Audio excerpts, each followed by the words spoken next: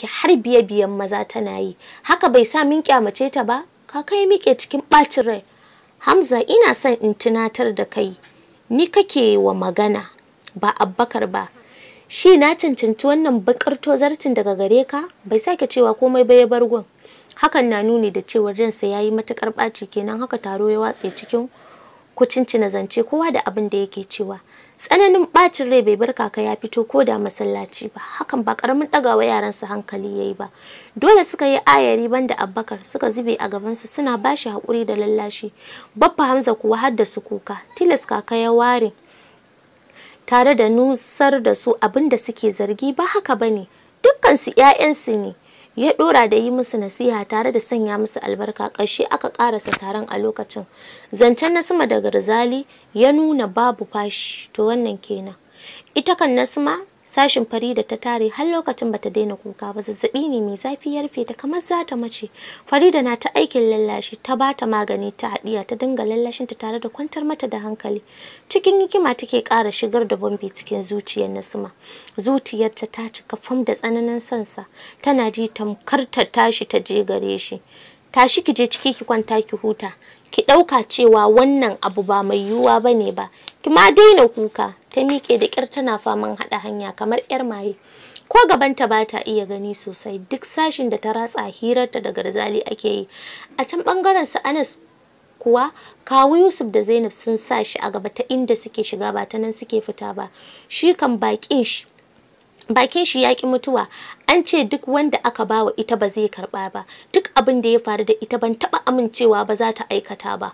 Ko da ma a ce ta aikata ba zai hana a so ta ba. Na ce ina son ta. Kowa na gidan nan ya san yadda muke da ita. Dan mai za a juya al'amarin mu, me yasa? Kawu Yusuf ya dauke shi da mari. An ka ƙara daga maganar nan ba zan yafe ma ba. Dole ne ka taya mu bin umarnin iyayenmu. A dalilin ka ba zan afka fushin su ba. Baffa Hamza shine mabiyin uba, babban wa yake gare ni, ba zan yafe ka ba in har ka sake. Kuka Anas ya saka kamar karamin yaro. A guje Nasima ta bargun, kukanta ya tsananta. Ɗakin Papa ta shige. Bilkisu na jin kukanta tamkar ta je ta rungume ta ta lallashe sa, sai dai in ta aikata haka za ta iya fuskanta halin da Nasima ke ciki. Zuciyarta za ta karye, ba za ta iya karfin hali ba. Ƙarshenta ta kara ƙarya mata zuciya. Cikin wannan yanayi Papan ta ya riske ta ya tallafo haɓarta. Ki ɗago kai ki dube ni. Suka yi ido biyu da shi, ras gabansa ya buga. Bai yi tsammanin za ta ɗauki abin da girma haka ba. Yarinya duk ta susuce, idanunta sun rine tamkar ta wanke su da ruwan barkono. Da ƙyar take buɗe su. Inna lillahi ya dinga maimaitawa a zuciyarsa. Duk ya sire, ya rasa da me zai fara, wani kalami zai yi mata zuciyarta ta yi sassauci. Ya sassauta murya. Kuka ba zai yi miki magani ba. Ki yi haƙuri, ki taya ni, ki yi wa kaka biyayya don na sauke haƙƙinsa da ke kaina. Akan neman faranta miki zan iya fuskantar fushin Ubangiji, wanda ke kanki ba za ki so haka ba ko? Mu miƙa lamarinmu ga Ubangiji, kin ji? Ta kaɗa kai ta miƙe cikin rashin kuzari ta bar ɗakin. Farida tana tambayar Bilkisu Nasima za ta taya ta kwana saboda ba ta jin daɗin jikinta. Gashi ya musu bawu tafiyar gaggawa ta kama shi.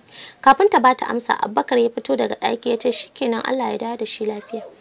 Tana godiya ta riƙo hannunta har zuwa sashinta. Hannunta na riƙe a nata har zuwa sitirum. Wani irin ƙanshi ta dinga ji wanda ya tuno mata da Bombi. Ta kai hannu tana sharar ƙwalla. Bombi ya zama tarihi, sun rabu kenan har abada. Farida ta dube ta, da alama bata lura da abin da ke gabanta ba. Ta kira sunanta cikin murmushi. Ta nuno mata shi. Ras gabanta yayi wani mugun faduwa. Numfashinta ya dinga fusga. A hankali Farida ta cire hannunta daga cikin nata. Tana murmushi da nuna mata alamun ta kwantar da hankalinta. Ta yi waje a hankali ta kallo shi cikin sa'a idanunsa suka gauraya. Ya sakar mata lallausan murmushi, ta yi saurin kawar da kai, jikinta ya soma rawa. Ya yi tattaki zuwa gabanta, kuka take sosai, ta kasa juyawa ta kalle shi, ta ɗan ja da baya a tsorace. Ya lura da yadda ta kiɗime. Ban taɓa ganin ki babu hawaye ba. Ban taɓa ganin idanunki babu hawaye ba. Me yasa? Ya daɗe yana magana tukunna ta buɗe baki da kyar. Me yasa? Me yasa za ka yi min haka? Ba ka tsoro? Ba na tsoro saboda na makance. Ba na ji, ba na gani yadda zuciyata ke yin min zafi in ban ganki ba. Za ta iya fashewa. In taka bata fashe ba, tawa ai ta fashe. Bambi kana son a kashe ni, baka so na, dan Allah ka tafi, tace cikin ɗaga murya. Ta zamo ƙasa tana ci gaba da kuka, ya rufa mata baya yana ƙoƙarin gaya mata wasu kalamai waɗanda za su ƙara taimakawa gun haukata ta. Ba za ki daina kuka ba, zan mutu. Zafin hawaye na zai iya sakawa na mutu. Please ka tafi. Ya miƙe a fusace. Okay, look, tunda kina korata zan tafi, amma in na tafi ba zan dawo ba. Da sauri ta miƙe ta sha gabansa. Kin ce in tafi, kin kuma tare hanya, ya kike so na yi miki? Ta yi shiru. Gidan nan na da matuƙar haɗari. In suka ganka za ka fuskanci wulaƙanci mafi muni. Ya yi murmushi. Shirye nake da tarar kome in har ba za ki juya mini baya ba. Ina son ki mini alƙawari duk rintsi ba za ki rabu da ni ba. Shi kawai nake buƙata. Ki bar mini sauran aikin, kin ji? Ta kasa ɗagowa, ta kaɗa kai a hankali. Salamu alaikum. Anti Farida, Nasima na nan? Ta ji muryar Basma na tambayar Farida. Zuciyarta ce ta soma harbawa da sauri saboda fargaba. Gashi ya kafe ta da tsimammun idanunsa. Can Farida ta ce ta yi bacci, ta juya ta fita. Wani nauyayyen ajiyar zuciya ta yi sai da duk ilahirin jikinta ya girgiza. Tuni ta gama haɗa wani uban gumi cikin siririyar murya ta ce, don Allah ka tafi, zan tafi ko don ki samu nutsuwa. Hansit ya ɗauka yana daddannawa daga tan ta jiyo wayar Farida na ringin. Zan tafi, ya ce sai ga ta shigo. Sun ɗan taɓa hira inda kan Nasima ya yi matuƙar ɗaurewa ga yadda ta ga suna yi tamkar sun daɗe da sanin juna. Bandar ɗin 'yan naira 500 ya ajiye mata akan kujera. Antina ki kular min da ita, sai dai ina son ta rage tsoro please. Ta yi murmushi. Kada ka damu, abin na ɗan lokaci ne amma za ta daina. Tare suka fita da sauri ta biyo bayan shi don ta ga ta inda zai bi. Sai ta ga ta buɗe masa ƙofar ɗakin ya musu bahu wanda yana da ƙofa ta waje. Ta nan ya bi Farida ta dawo ciki, ta ɗauki kuɗi ta ƙirga tare da miƙa wa Nasima. Cikin zara ido take kallonta. Don Allah ki rufa mini asiri, ai ke ya baiwa. Ko ma ni ya baiwa ke zan bar mawa. In har ba so kike yi a yi gunduwa da ni ba shikenan, na san yadda zan yi da su. Oya, mu je ki kwanta. Hira suke yi duk na Bambi. Wayar Farida ta soma ringin, ta gane lambar duk da bata yi saving ba, ta miƙa wa Nasima. Ta ratsa kore ta kara a kunnenta. Na bugo in shaida miki na isa gida lafiya, yanzu haka ina kwance. Nasima ina son ki ya hana Bambi sukuni. In kika bari aka raba mu zan haukace. Kada ki bari su cimma burinsu. Ni da ke ne kawai muka dace, ki yi mana alƙawari ba za ki bar ni ba. Wani abu ta dinga ji yana yawo a cikin ƙwaƙwalwarta. Shin wani fitinannen so take wa mutumin nan wanda ko muryarsa ta ji sai ta shiga wani yanayi da za ta iya. Da ta gaya masa yadda take son sa, da ta gaya masa yadda tunaninsa ke sa ta nishaɗi, da za ta iya da ta nuna masa tana son sa a zahiri a aikace. Da muryar shi ta katse mata tunani. Ki ce kina sona ko da sau ɗaya ne. Kawai ta ce, ba zan yi bacci ba sai kin bani magani. Maganin shine ki gaya mini yadda kike sona. Ka yi haƙuri, ta ce cikin siririyar murya. Kurin ta katse wayar ta ma kashe ta baki ɗaya. Wani irin farin ciki ta ji yana huda mata dukkan sassan jikinta. Ta kallo inda Farida ke kwance sai ta ga ta yi bacci. Ta aje wayar gefe tana tunanin kalamansa tana murmushi. A haka bacci ya yi awon gaba da ita. Tunda ta ji tsayuwar motarsa ta yi saurin shigewa ɗaki ta dubi Rahama. Ki je ga Bambi nan, in ya ƙara so ki ce barci nake yi. Rama ta fito ta taro shi da gudu ta rungumo shi, ya ɗaga ta sama ya dinga juya ta, daga bisani ya dire ta akan kujera. Shi ma ya zauna ya zaro sweet cikin aljihun shi ya ɓare ya sanya mata a baki. Gaya mini sweet ɗin yayi daɗi? Ta ce sosai ma. Daɗinsu ya shigo da gani shi ya saki murmushi. Ya ƙara sauri don ya riski ɗan nasa, lokaci ɗaya koma ya haɗe rai. Duk sai jikin Bambi ya yi sanyi, ya miƙe ya nufi gun shi, ya durƙusa akan gwiwar shi yana mai gaida shi. Bai amsa ba amma yana sata kallon ɗan nasa, yana ji kamar ya rungume shi. Sai dai in ya tuna da ƙananan maganganun da yake ji a gari game da shi, yakan ji gaba ɗaya ya tsane shi. Ya buɗe baki cikin ɗaga murya. Me yasa zaka zo guna? Ganin ka na barazanar sanya min ciwon zuciya, ka tashi ka fita, bana son ganin ka. Kai haƙuri kawai yake cewa saboda ba shi da mafita. Idanun daɗin nashi sun gama rufewa. Ya matsa daga gun ya zauna akan kujera yana huci. Bambi bai yi ƙasa a gwiwa ba, ya rufa masa baya, ya durƙusa yana ci gaba da lallashinsa. Dad ya numfasa. Ka sani ina son ka, Bana son rayuwarka ta lalace. Shi yasa a koyaushe nake maka nasiha. Bana son la'antar Ubangiji ya tabbata a kanka. Wannan faɗan da nake yi maka shine gatanka. Ɗan adam bai gama haɗuwa ba in har ba shi da mafaɗi. Abun burgewa ba abun burgewa bane ba a ce mutum bai da na gaba. Bambi ka nutsu, ina son rayuwarka ta inganta. To that yake ta cewa har sun sasanta sai gashi har da dariya. Momi Amina da ke laɓa ta ji kamar ta haɗi zuciya, ta yi ƙwafa ta koma ta zauna a bakin gado tana tunanin me ya rage ta yi wanda gaba ɗaya Dal zai ji baya son ganin Bambi. Ya ma kore shi baki ɗaya ya daina shigowa gidan. Da zai tabi bai tambayi Momi ba, haka shi ma Dad bai yi masa zancen ta ba. Har bakin mota ya tattaka masa. Wannan kenan. Kamal shine kaɗai ya san abin da ke faruwa tsakanin Bambi da Nasima. Yakan ɓoye wasu Suleiman wasu al'amura nasa amma ban da Iceman.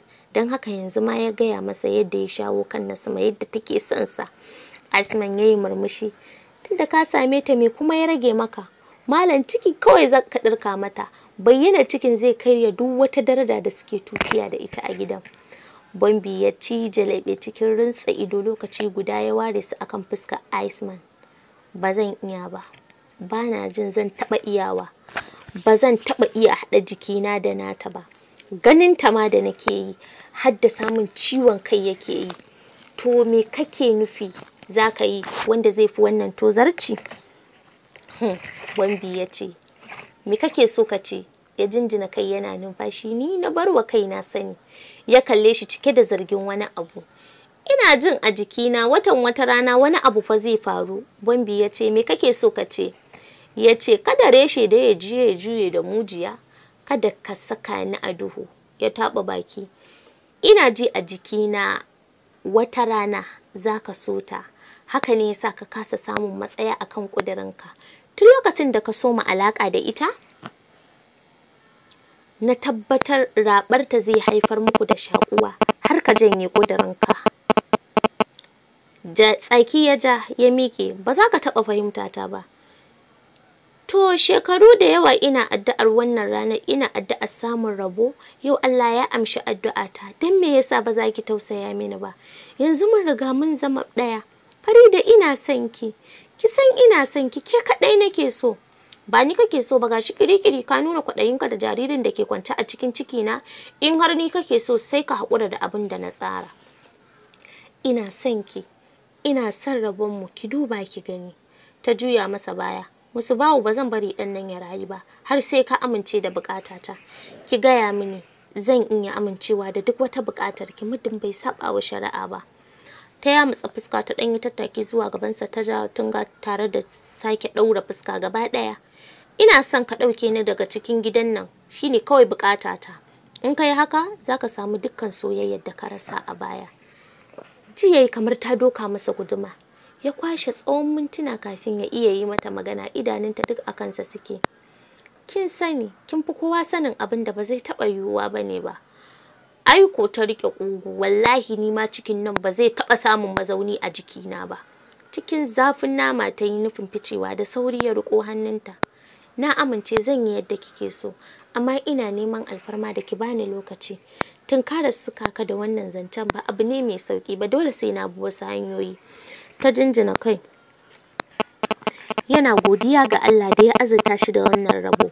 Ko da shi kaɗai ne kwansa, zai kasance cikin farin ciki. A kuma can ƙarƙashin zuciyarsa lalubo mafita yake yi. Ya sani mawuyacin abu ne su iya yadda ya bar cikin gidan. Dole ne ya shirya fuskantar kowane irin ƙalubale. Yana son matarsa, ya sake rungumo ta tamkar zai maida ta ciki. Digar ƙwalla ta ji a gadon bayanta, ta yi saurin zare jiki daga nasa. Ta ɗaga kai tana dubansa, duk ta ji tausayinsa ya kama ta. Me yasa kake kuka? Ya ɗauke ƙwallar fuskarsa. Kuka nake yi, amma na farin ciki. Ta tsinci kanta da kwantar da kai. Ta shiga faranta masa rai. Ita Farida ta bashi farin ciki, bata taɓa bashi ba. Inda ya dinga jin cewa sai yanzu ya san yayi aure. Haka yasa ya tabbatar mata da cewa shi fa namiji ne cikakke. Okay? Kwana 7 yayi ko leƙa ƙofar gida baya yi, sai dai ya je gaida kaka ya yi masa sai da safe. Abinka da gidan yawa, wannan sauyi da aka samu ya baiwa kowa mamaki, saboda duk mutumin da ke babban gida ya san irin zaman da Farida take yi da mijin nata. Tuni aka soma samun tsegungumi. Hadiza ce ke cewa, Sadiya dole ne fa ku ga sauyi, ba kwa kwanakin nan yadda suke kulle da Bilkisu, ita ta koya mata duk wata kutungwila.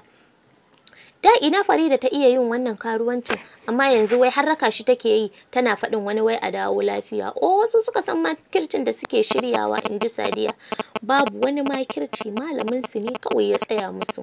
Musu bahu kuma yanzu sai yadda aka yi da shi, dama can yana son ta balle yanzu da aka ƙara asiri.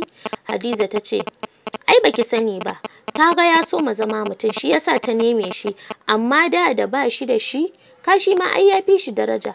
Isowar Zainab gun yasa suka basar da magana, sun san yanzu za ta gwale su. Shi kan Anas fama ake ta yi da shi akan maganar Nasma, amma ya kafe. Zainab ta dube shi a kufule. Duk cikin gidan nan waye ka ji yayi jayayya da zaɓin da aka yi masa? Kai kaɗai ne ka fi kowa iya fitsara? Ko kuwa in ka kwantar da hankalinka ma, kana zaune sai ka ga maganar Nasma ya juya kanka. Don haka kada na sake jin ka ɗaga maganar nan, ka ji ko?